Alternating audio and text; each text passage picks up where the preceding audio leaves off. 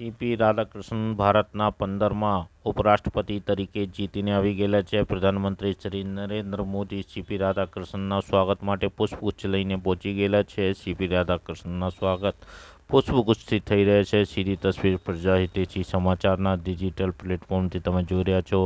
સાથે સાથે ભારતીય જનતા પાર્ટીના રાષ્ટ્રીય અધ્યક્ષ શ્રી જેપી નડ્ડાજી પણ તેમને શુભકામના પાઠવવા આવી ગયા છે. સાથે સાથે શ્રી કિરણ રિજિજુજીને પણ તમે જોઈ રહ્યા છો.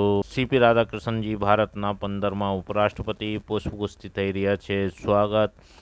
એક નવી જવાબદારી અને મોટી જવાબદારી શ્રી સીપી રાધાકૃષ્ણનજીને સોંપવામાં આવી છે. મહારાષ્ટ્ર અને ઝારખંડના ગવર્નર રહી ચૂક્યા છે. તમિલનાડુથી આવે છે. રાજ્યસભા ચલાવવાની જવાબદારી શ્રી રાધાકૃષ્ણનજીને મળી ગયેલી છે. 15 વોટો છે તેમને વિપક્ષના મળ્યા છે. એ ખૂબ જ રાષ્ટ્રવાદ માટે મોટી જીત કહેવાય કે રાષ્ટ્રવાદ અને દેશ સર્વોપરી છે. વિપક્ષી ખેમેના સાંસદો દ્વારા 15 મતો શ્રી સીપી રાધાકૃષ્ણનજીને આપવામાં આવ્યા છે.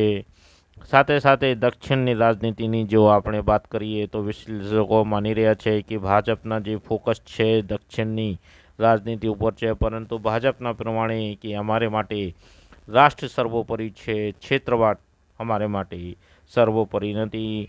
ભાજપમાં શ્રી સીપી રાધાકૃષ્ણનજીને રાષ્ટ્રવાદના પ્રતીક જણાવવામાં આવ્યા છે. શ્રી પ્રધાનમંત્રી નરેન્દ્ર મોદી સ્વાગત કરી રહ્યા છે. ભાજપ માટે ખૂબ જ ગર્વનો દિવસ, એનડીએ માટે ખૂબ જ ગર્વનો દિવસ. એક નવી રાજનીતિનો સંચાર ભારત વર્ષમાં થઈ રહ્યું છે. રાષ્ટ્રવાદ સર્વોપરી જે આજે એક 15 મતોથી જનતાને પણ મેસેજ મળ્યું છે કે રાષ્ટ્રવાદ સર્વોપરી છે. આંતરરાષ્ટ્રીય સ્તર પર ભારતના વિકાસને અટકાવવાની ખૂબ જ કોશિશો ચાલી રહી છે.